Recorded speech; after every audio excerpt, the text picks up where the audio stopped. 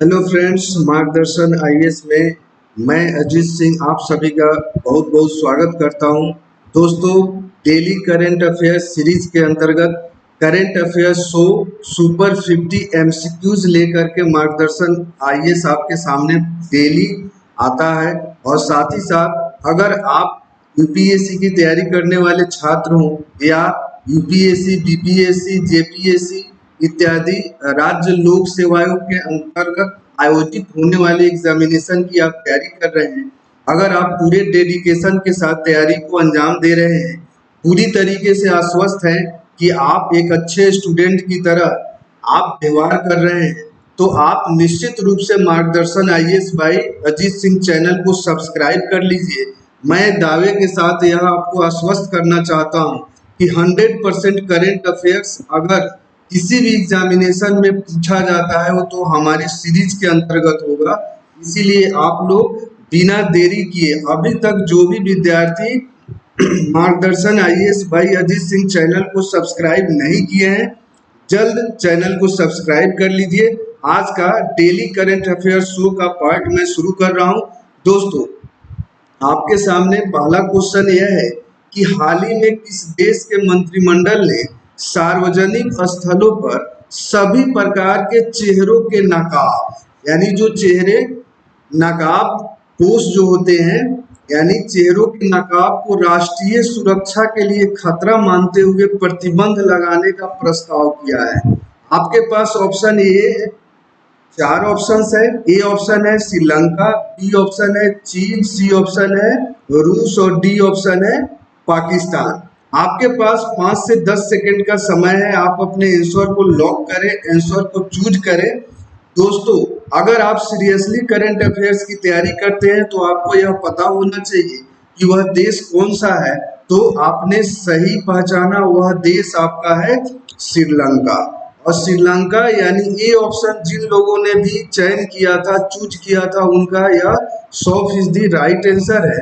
और extra information के तहत मैं अब बताना चाहूंगा आप लोग के लिए डिस्क्रिप्शन में, तो श्रीलंका के मंत्रिमंडल ने सार्वजनिक स्थलों पर सभी प्रकार के चेहरे के नकाब को राष्ट्रीय सुरक्षा के लिए खतरा मानते हुए इस पर प्रतिबंध लगाने का प्रस्ताव को मंजूरी दे दी है।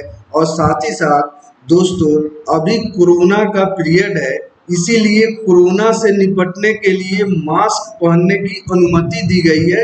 यह मोस्ट वीवीआई प्रश्न है, चाहे आप यूपीएससी संघ लोक सेवा आयोग की तैयारी करते हैं या राज्य लोक सेवा की तैयारी करते हैं या एसएससी या एसआई, किसी भी प्रकार के वनडे एग्जामिनेशन आप दे रहे हैं, अगर वहां पे करंट अफेयर्स पूछा जाता है तो दोस्तों यकीन मानो यहाँ से जरूर आपका 100% तैयारी होगा। सिर्फ आपको मार्गदर्शन आईएएस चैनल को सब्सक्राइब करना है, ज्यादा से ज्यादा शेयर करना है, जिससे वैसे बच्चे जो अभी तक हमारे साथ नहीं जुड़ पाए हैं वे यथाशीघ्र जुड़ जाएं। एपिसोड आपको डेली है, यानी डेली आपको एक पार्ट मैं यहाँ पे अपलोड करता हूँ, इसीलिए आप लोग हमारे साथ जल्दी से जल्दी जुड़ जाए। यानी कोरोना के लिए एक छूट दी गई है मास्क पहनने के लिए, साथ ही साथ कैबिनेट प्रवक्ता और सूचना मंत्री। दोस्तों, कभी कभी क्या होता है कि जो वाइटल इश्यूज होते हैं उस पे कोई भी अनाउंसमेंट होता है तो आपको सूचना मंत्रालय किसके पास है श्रीलंका में, तो उनका नाम है केहलिया रामबुकवेला। तो यह नाम भी आप लोग थोड़ा सा मेमोराइज करोगे तो अच्छी बात होगी, यहाँ से भी प्रश्न बन जाते हैं यदा कदा।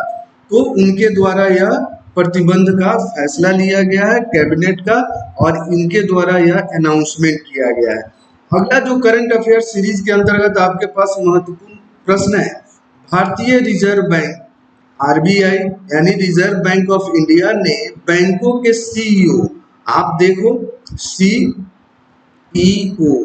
और साथ ही साथ एमडी, मुझे यह पूरी तरीके से मैं आश्वस्त हूं कि दोनों का एब्रीविएशन फॉर्म है। सीईओ का पूरा फुल फॉर्म आपको पता होना चाहिए, यानी चीफ एग्जीक्यूटिव ऑफिसर सीईओ को कहा जाता है, मैनेजिंग डायरेक्टर एमडी को कहा जाता है। यानी सीईओ और एमडी का कार्यकाल कितने वर्षों तक के लिए सीमित करने की घोषणा की गई है, किसके द्वारा, आरबीआई के द्वारा, यानी रिजर्व बैंक ऑफ इंडिया के द्वारा। तो ए ऑप्शन आपका क्या है 20 वर्ष, बी ऑप्शन है 22 वर्ष, सी ऑप्शन है 18 वर्ष और डी ऑप्शन है 15 वर्ष। दोस्तों आप 5 से 10 सेकेंड आपके पास टाइम होता है हमारे सीरीज के अंतर्गत, आप अपने आंसर को लॉक करो और बाद में जब यह सीरीज यानी आज का एपिसोड जब आपका इंड होगा तो उस समय अपने स्कोर को आप जांच करो, असेसमेंट करो कि आपने कितना प्रश्न सही किया और कितना प्रश्न आप सही नहीं कर पाए, यानी आपकी तैयारी कितने % है। ठीक है ना। इस तरीके से इसका एक्सप्लेनेशन यानी उत्तर आपका हो जाएगा डी ऑप्शन। जिन लोगों ने भी चूज किया था उनका 100% आपका आंसर सही है, यानी 15 वर्ष जिन लोगों ने भी चयन किया था उनका आंसर सही है।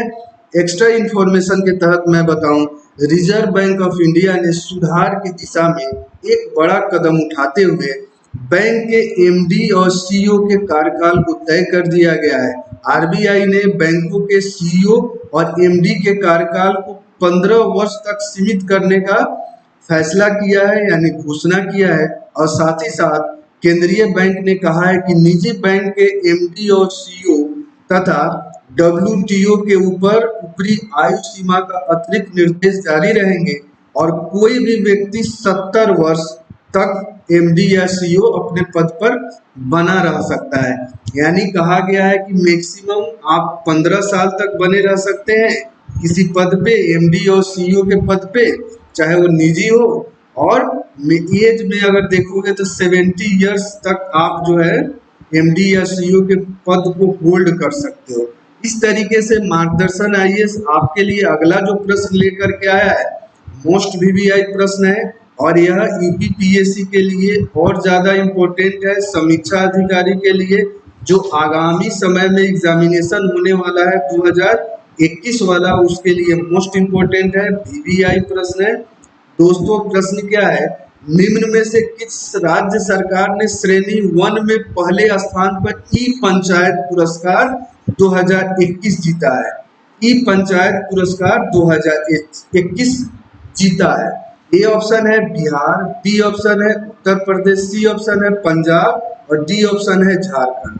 5-10 सेकेंड में आप अपने उत्तर को चूज करें, अपने नॉलेज को जांच करें कि करंट अफेयर्स में आपकी तैयारी की दशा और दिशा सही है या गलत है। जो लोग अभी तक हमारे मार्गदर्शन आईएएस चैनल यूट्यूब चैनल को सब्सक्राइब नहीं किए हैं, जल्द सब्सक्राइब कर लीजिए, आपके लिए बहुत उपयोगी चैनल है। अब मैं आपको आंसर बताता हूं, जैसा कि मैं आप लोगों को पहले ही बताया यह यूपीपीएससी के लिए महत्वपूर्ण है, यानी आंसर इसका डी होगा, यानी उत्तर प्रदेश जिन लोगों ने चयन किया है उनका उत्तर 100% सही है। अब मैं एक्स्ट्रा इंफॉर्मेशन और डिस्क्रिप्शन में आपको बता रहा हूँ, उत्तर प्रदेश सरकार ने श्रेणी 1 में पहले स्थान पर ई पंचायत पुरस्कार 2021 को जीता है और साथ ही साथ असम और छत्तीसगढ़ दूसरे स्थान पे रहे, जबकि उड़ीसा और तमिलनाडु तीसरे स्थान पे संयुक्त रूप से रहे। ठीक है ना। यानी अगर इस प्रश्न के उत्तर को यानी आप डिस्क्रिप्शन को अच्छे ढंग से देखोगे तो आपके एक साथ कई प्रश्न सही होने की संभावना है। साथ ही साथ केंद्रीय पंचायती राज मंत्रालय हर साल उन राज्यों को पुरस्कृत करता है जो ग्राम पंचायतों के द्वारा किए गए कार्य को नजर रखने के लिए डिजिटल इंडिया यानी सूचना प्रौद्योगिकी का अधिकतम प्रयोग करते हैं। यानी यह सीधा सा बात है, डिजिटल रूप से अपने पंचायती राज व्यवस्था के ऊपर निगरानी रखने में कौन से राज्य सरकार को 2021 का पुरस्कार मिला है, तो वह राज्य सरकार है आपका उत्तर प्रदेश। ठीक है। अगला जो प्रश्न है आपके लिए current affairs, daily current affairs show है। दोस्तों यह शो का नाम है डेली करंट, यानी प्रत्येक दिन यह आपके समक्ष उपस्थित रहता है। अगर आप चैनल को सब्सक्राइब कर लेंगे, बेल आइकन को प्रेस कर लेंगे तो आपके पास ऑटोमेटिक वीडियो अपलोड होते ही नोटिफिकेशन जाएगा और आप 15 से 20 मिनट हमारे शो के साथ जुड़ेंगे तो आपका बहुत ज्यादा तैयारी करंट अफेयर्स में होगा। ठीक है ना। अगला जो प्रश्न आपके सामने है जो मार्गदर्शन आईएएस लेकर के आया है। अंतर्राष्ट्रीय प्रतिनिधि दिवस निम्न में से किस दिन को मनाया जाता है? ए ऑप्शन है 10 मार्च, बी ऑप्शन है 20 जनवरी, सी ऑप्शन है 25 अप्रैल और डी ऑप्शन है 12 मई। 5 से 10 सेकंड में आप अपने आंसर को लॉक करें, अपने आंसर को चूज करें और पूरी तरीके से आप इस चीज को जरूर से जरूर जानते होंगे प्रतिनिधि दिवस कब मनाया जाता है, इंटरनेशनल। अब मैं आपको एक पूरी तरीके से आपने सी ऑप्शन को जो लोग भी चूज किए थे उनका पूरी तरीके से राइट आंसर है, यानी 25 अप्रैल राइट आंसर है। इसका एक्स्ट्रा इंफॉर्मेशन है कि हर साल 25 अप्रैल को विश्व स्तर पर अंतर्राष्ट्रीय प्रतिनिधि दिवस यानी इंटरनेशनल डेलीगेट डे मनाया जाता है। दोस्तों मैंने आपसे पहले ही कहा था कि मैं स्टैटिक जीके का पार्ट भी आप लोगों को कराता चलूंगा और इसी का एक है प्रत्येक दिन के शो में 1-2 प्रश्न मैं निश्चित रूप से स्टैटिक जीके का रखता हूं, क्योंकि यहाँ से भी प्रश्न चाहे यूपीएससी का एग्जामिनेशन हो, वनडे का एग्जामिनेशन हो, चाहे आपका राज्य लोक सेवा के अंतर्गत आयोजित होने वाले एग्जामिनेशन हो, हर एक जगह 1-2 प्रश्न पूछा जाता है।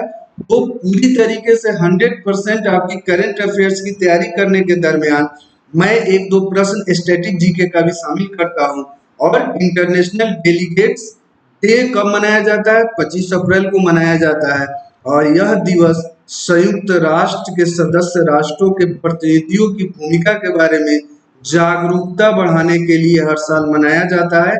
यानी आपको जो भी यूएन के मेंबर्स हैं उनमें जागरूकता हो और अपने प्रतिनिधित्व के प्रति ये लोग बहुत ज्यादा जागरूक हो और पार्टिसिपेट करें, इसी उद्देश्य की पूर्ति के लिए डेलीगेट्स डे को मनाया जाता है।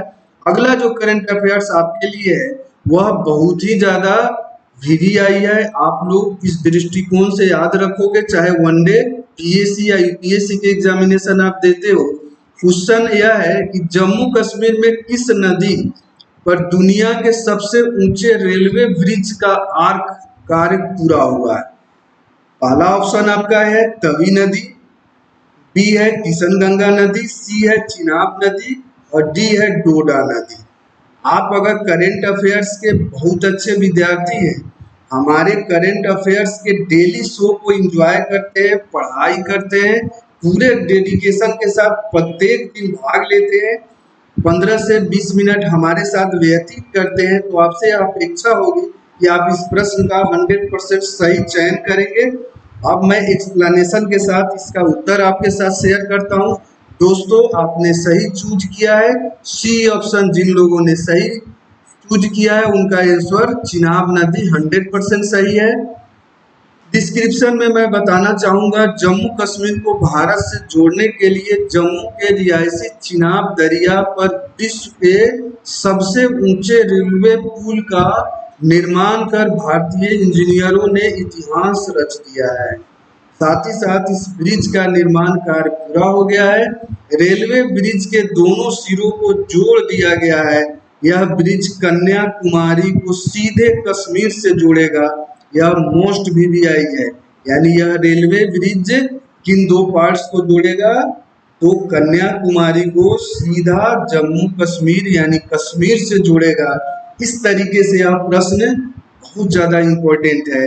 अगला जो प्रश्न है करंट अफेयर्स शो के अंतर्गत, वह भी बहुत इंपॉर्टेंट है। अगला प्रश्न यह है कि विश्व बैंक यानी वर्ल्ड बैंक ने किस राज्य में स्वास्थ्य सेवाओं के सुधार के लिए 3.2 करोड़ डॉलर की एक परियोजना को मंजूरी दी है? दोस्तों आपका पहला ए ऑप्शन है मिजोरम, बी ऑप्शन है बिहार, सी ऑप्शन है झारखंड और डी ऑप्शन है दिल्ली।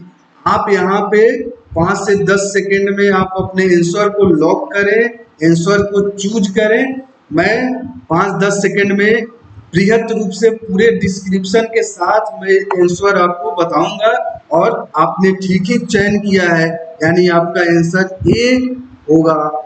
जो लोग भी ये ऑप्शन को टिक किए हैं, मार्क किए हैं, यानी मिजोरम को चूज किए हैं, उनका आंसर 100% सही है। डिस्क्रिप्शन में विश्व बैंक ने मिजोरम के स्वास्थ्य सेवाओं में सुधार हेतु 3.2 करोड़ डॉलर की एक परियोजना को मंजूरी दी है वर्ल्ड बैंक ने यह मंजूरी दी है। और साथ ही साथ यह परियोजना किसके लिए उपयोग होगा? गरीबों के लिए, कमजोर वर्ग के लोगों के लिए और दूर दराज के क्षेत्र में गुणवत्तापूर्ण स्वास्थ्य सुविधा, यानी ऐसी स्वास्थ्य सुविधा जो गुणवत्ता से परिपूर्ण हो, राज्य सरकार के प्रयासों का समर्थन करेगी। यानी $3.2 करोड़ मिजोरम सरकार को वर्ल्ड बैंक ने मंजूरी दी है और अपेक्षा यह की गई है कि स्वास्थ्य सुविधाएं वहां पे उत्कृष्ट होगी। जो गरीब और निचले तबके के लोग हैं उनके लिए स्वास्थ्य सुविधाओं का उपलब्ध कराया जाएगा। अगला जो प्रश्न है, जो महत्वपूर्ण प्रश्न आपके लिए है, निम्न में से सीमा सड़क संगठन BRO, ठीक है ना, बॉर्डर रोड ऑर्गेनाइजेशन इसको कहा जाता है, पहली महिला कमांडिंग अधिकारी नियुक्त की गई है। ए ऑप्शन है वैशाली हिवासे, बी ऑप्शन है कमला त्यागी, सी ऑप्शन है मोहिनी अग्रवाल और डी ऑप्शन है सुशीला रमन। आप निश्चित रूप से 5-10 सेकंड में अपने आंसर को चूज करें। मैं आंसर को पूरे डिस्क्रिप्शन के साथ बताऊंगा। BRO का पूरा नाम बॉर्डर रोड ऑर्गेनाइजेशन होता है। इसका काम यह होता है कि जो बॉर्डर रोड है यानी जो सड़क है उसका रख रखाव और निर्माण कार्य को पूरे तन्मयता के साथ और दुर्गम पहाड़ियों पे रोड बनाने का कार्य BRO के द्वारा किया जाता है। आपका आंसर है, आपने ठीक पहचान लिया है, ए ऑप्शन आपका सही है, यानी वैशाली हिवासे। जिन लोगों ने टिक किया है उनका यह आंसर सही है। एक्स्ट्रा इंफॉर्मेशन के तहत वैशाली हिवासे सीमा सड़क संगठन BRO की पहली महिला कमांडिंग अधिकारी नियुक्त है। मैं आपको बता चुका हूं कि जहां भी पहली और लास्ट आपसे पूछा जाता हो तो आपको याद रखना है, मेमोराइज रखना है, क्योंकि यहाँ से प्रश्न जरूर पूछे जाते हैं। साथ ही साथ भारत चीन सीमा पर सेना और जरूरी सामग्री की आवाजाही की उन पर जिम्मेदारी होगी। और BRO ने वैशाली हिवासे के पास MTech की डिग्री है और वह कारगिल में 1 साल कार्य कर चुकी है। दोस्तों, यह वैशाली हिवासे का कैरियर अचीवमेंट है और इसी के आधार पे BRO का इनको कमांडिंग ऑफिसर नियुक्त किया गया। अगला जो करंट अफेयर्स आपके लिए है वो महत्वपूर्ण करंट अफेयर्स है। दोस्तों, आप लोग के लिए मैं सुपर 50 लेकर के आता हूं। यह क्वेश्चन एक्चुअल में आप देखोगे तो 10 ही होते हैं, 10 क्वेश्चन का सीरीज होता है, जो कि आपको मैं सुपर 50 इसीलिए इसका नाम दिया हूं क्योंकि आपको एक्स्ट्रा इंफॉर्मेशन के तहत मैं बहुत सारी जानकारियां आपके साथ शेयर करता हूं। तो आप 15 से 20 मिनट में मेरा टारगेट होता है कि आप 50+ करंट अफेयर्स को तैयार कर लें। एक दूसरे से जुड़े हुए करंट अफेयर्स को मैं यहाँ पे एक्स्ट्रा इंफॉर्मेशन के अंतर्गत आप लोग के साथ शेयर करता हूँ। अगला जो करंट अफेयर्स मार्गदर्शन IAS लेकर के आया है, अभी तक जिन विद्यार्थियों ने जो कि पढ़ाई के प्रति पूरी तन्मयता के साथ लगे हैं तो मार्गदर्शन IAS को अभी तक सब्सक्राइब नहीं किए हैं तो निश्चित रूप से वीडियो आपके साथ लगे, वीडियो एक बार आप देखें। आपको अगर पसंद आता है, आपको ऐसा लगता है कि आपके करियर में एक रोल प्ले कर सकता है, तो चाहे आप UPSC की तैयारी करते हो, PSC की तैयारी करते हो और वनडे एग्जामिनेशन की तैयारी करते हो, तो आप जल्द से जल्द मार्गदर्शन IAS by Ajit Singh YouTube channel को सब्सक्राइब कर लें। प्रश्न आपके सामने है कि कार्मिक मंत्रालय ने व्यय सचिव TV सोमनाथन को निम्न में से किस पद पर नियुक्त किया गया है? ठीक है ना, ये है कोयला मंत्री, B है स्वास्थ्य मंत्री, C है वित्त सचिव और D है इनमें से कोई नहीं, यानी नन ऑफ दीज। 5 से 10 सेकंड में आप अपने आंसर को लॉक करें, जल्द से जल्द लॉक करें। मैं पूरे डिस्क्रिप्शन के साथ आपको आंसर बताऊंगा और आप लोगों ने बहुत सारे स्टूडेंट ने सही आंसर चूज किया है, यानी जिन लोगों ने C ऑप्शन को चूज किया है यानी वित्त सचिव जिन्होंने चूज किया है उनका आंसर 100% आपको राइट है। और एक्स्ट्रा इंफॉर्मेशन के तहत कार्मिक मंत्रालय ने वित्त सचिव TV सोमनाथन को वित्त सचिव नियुक्त किया है। व्यय सचिव जो पहले थे उनको वित्त सचिव बनाया गया है और साथ ही साथ सोमनाथन के कैरियर अचीवमेंट को आप देखोगे तो सोमनाथन ने तमिलनाडु कैडर के 80, 90, 87 के आईएएस अधिकारी हैं और वित्त मंत्रालय में सभी सचिवों में सबसे वरिष्ठ अधिकारी हैं।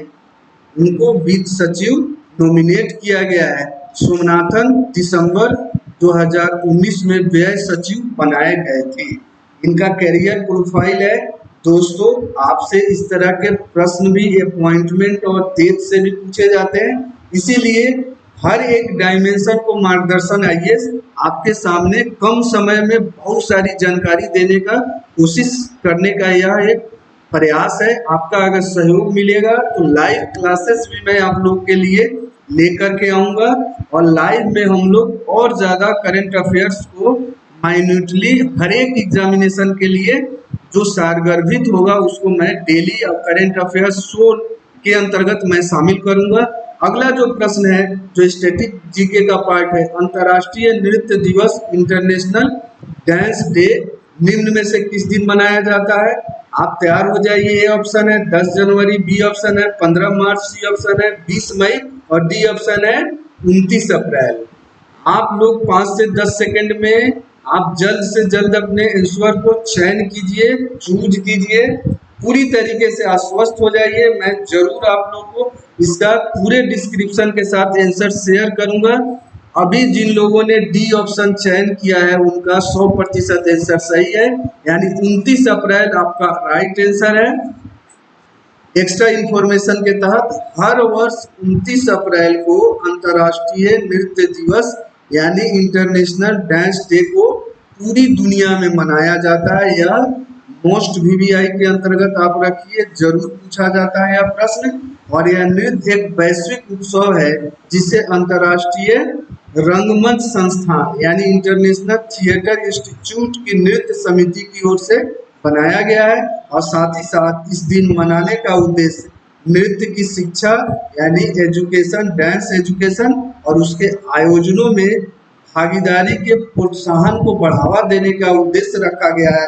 और साथ ही साथ इस दिवस को दुनिया भर में एक उत्सव की तरह मनाया जाता है, यानी एक फेस्टिवल की तरह मनाया जाता है नृत्य डे को पूरी दुनिया में। यह प्रश्न आपके लिए मोस्ट वीवीआई है, स्टैटिक जीके का पार्ट है।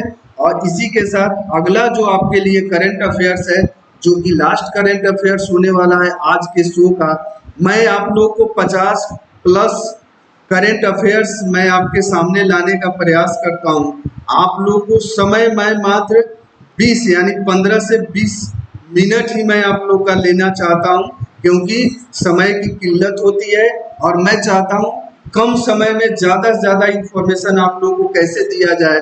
तो आज का लास्ट करंट अफेयर्स है, कौन सा खिलाड़ी आईपीएल में 50 अर्धशतक लगाने का रिकॉर्ड बनाया है? तो ये ऑप्शन आपका है रविंद्र जडेजा, बी ऑप्शन है केदार जाधव, सी ऑप्शन है डेविड वार्नर और डी ऑप्शन है दिनेश कार्तिक। ठीक है, आप 10 सेकंड के अंतर्गत आप अपने आंसर को लॉक करें। मैं आप लोग को निश्चित रूप से आंसर शेयर करूंगा, पूरे डिस्क्रिप्शन के साथ करूंगा। अब आपके सामने आंसर ला रहा हूं। आंसर इसका है सी यानी डेविड वार्नर। जिन लोगों ने आंसर चयन किया है, चूज किया है, 100% उन्होंने सही चूज किया है। डेविड वार्नर सनराइजर हैदराबाद के कप्तान है और साथ ही साथ आईपीएल 2021 में जो आईपीएल का 14वां संस्करण है, 23वें मुकाबले में अर्धशतक जड़ करके यह रिकॉर्ड उन्होंने रचा है, इतिहास रचा है। और साथ ही साथ वार्नर ने 50 गेंदों पर 3 चौके और 2 छक्कों की मदद से अपना अर्धशतक पूरा किया। इसी के साथ वे 50 शतक अर्धशतक लगाने वाले यानी हाफ सैकड़ा लगाने वाले वे पहले फर्स्ट खिलाड़ी बन गए हैं आईपीएल के इतिहास में। अगर यह डेली करंट अफेयर्स शो आप लोग को पसंद आ रहे हैं दोस्तों, तो यह आप लोग डेली करंट अफेयर्स शो को यानी मार्गदर्शन आईएएस यह आपके लिए लेकर के आता है, तो आप चैनल को सब्सक्राइब करना ना भूलें। अपने दोस्त मित्रों को आप शेयर जरूर करें कि वे लोग भी चैनल के साथ जुड़ जाएं। शेयर करें, ज़्यादा से ज़्यादा शेयर करें दोस्तों। अगर आप मैं चूंकि यह चैनल नया है इसीलिए डेली मैं आप लोग को यह चैनल किस उद्देश्य की पूर्ति के लिए सहयोग करेगा उसके विषय में थोड़ी सी 10-12 सेकंड में लेना चाहूँगा। अगर आप यूपीएससी की तैयारी करते हैं या यूपीपीएससी की तैयारी करते हैं या बीपीएससी की तैयारी करते हैं या अन्य कोई पीएससी एग्जामिनेशन की तैयारी करते हैं, एसएससी की तैयारी करते हैं या रेलवे की तैयारी आप करते हो, तो आप सभी के लिए एलआईसी की तैयारी या जो भी वनडे एग्जामिनेशन होता है सभी के लिए महत्वपूर्ण है करंट अफेयर। जहां भी करंट अफेयर्स आपको पूछा जाता है एग्जामिनेशन में, वहां के लिए 100% इस शो को ज्वाइन करना आपके लिए अनिवार्य है। आप अगर ज्वाइन करोगे तो निश्चित रूप से इन तमाम एग्जामिनेशन को क्रैक करने में आपको सुविधा मिलेगी। न सिर्फ करंट अफेयर्स के वीडियो हमारे चैनल पे डेली अपलोड होते हैं, बशर्ते आपको जीएस यानी जीएस के में जो भी पार्ट्स हैं वहां के वीडियो अपलोड होंगे, ऑप्शनल पेपर के भी वीडियोस आपके लिए अपलोड होंगे। इसीलिए चैनल को यथाशीघ्र आप सब्सक्राइब करो, ज़्यादा से ज़्यादा शेयर करो। इसी के साथ मैं वीडियोस को समाप्त करता हूँ। जय हिंद।